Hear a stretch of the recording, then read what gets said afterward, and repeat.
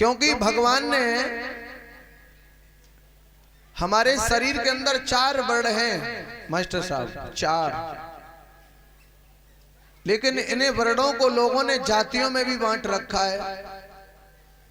कौन कौन? ब्राह्मण, क्षत्रिय, वैश्य और शूद्र।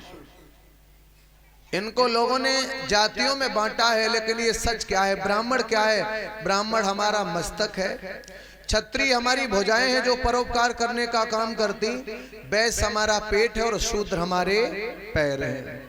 अच्छा, ये 4 वर्ण नहीं, ये 4 है, ये वर्ण व्यवस्था है। क्या है? ब्राह्मण का क्या काम है? ब्राह्मण कौन है? ब्रह्म जानत सो ब्राह्मण। जो ब्रह्म के बारे में जानता है उसे ही ब्राह्मण कहते हैं, क्योंकि ब्राह्मण दुनिया में कोई जाति नहीं होती है मास्टर साहब। ब्राह्मण कौन होता है? ब्रह्म जानत सो ब्राह्मणा। जो ब्रह्म के बारे में जानता वही तो ब्राह्मण है। जैसे ये नहीं मालूम है कि बुखार में टैबलेट कौन दिया जाए, वो डॉक्टर कैसे हो सकता है भाई? उसको डॉक्टर कहने का अधिकार है? क्यों है अधिकार? जैसे ये नहीं मालूम इंजेक्शन बुखार में कौन, खांसी में कौन टैबलेट, उसे तुम डॉक्टर कहने लगो तो कहते भले ही रहो, पर उसका कोई असर, कोई फायदा उसे जीवन में नहीं हो सकता है। तो जो ब्रह्म के बारे में जानता नहीं वो कभी ब्राह्मण नहीं हो सकता है। ब्रह्म जानत सो ब्राह्मणा। जो ब्रह्म को जानता है वो ब्राह्मण है। तो ब्राह्मण का काम क्या है? अगर किसी को भगवान ने ज्ञान दिया है तो आप अज्ञानियों को ज्ञान देने का, मार्गदर्शन कराने का काम करें, ये काम ब्राह्मण का है।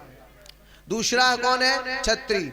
यानी इनका काम है कि आप परोपकार करो, लोगों की मदद करो, लोगों की हेल्प करो। क्षत्रिय। वैश्य यानी पेट, यानी कि पेट वैश्य के पास धन होता है तो बोले धन से धर्म की रक्षा करो। और शूद्र के पास क्या होता है? शूद्र के पास तन होता है।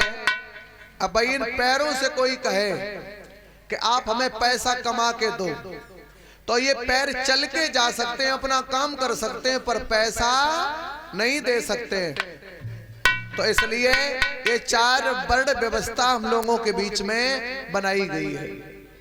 और आप समझ लीजिए, ब्राह्मण कोई जाति से नहीं होता है, ब्राह्मण तो कर्म से होता है।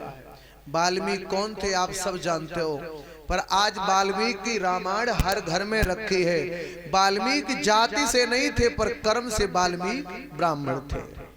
पर आज सवाल छुआछूत का हमारे समाज के बीच बहुत ज्यादा चल रहा है, क्योंकि किसी को गिराने के लिए कोई ना कोई तरीका लोगों ने अपनाया और वो तरीका समाज में छोड़ा।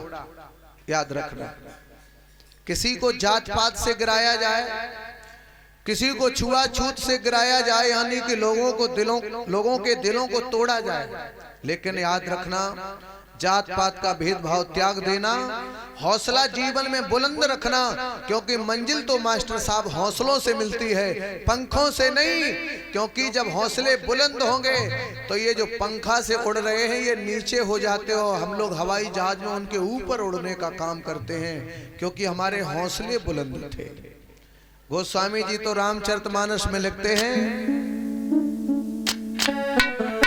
हरे जाति पात पूछे नहीं कोई,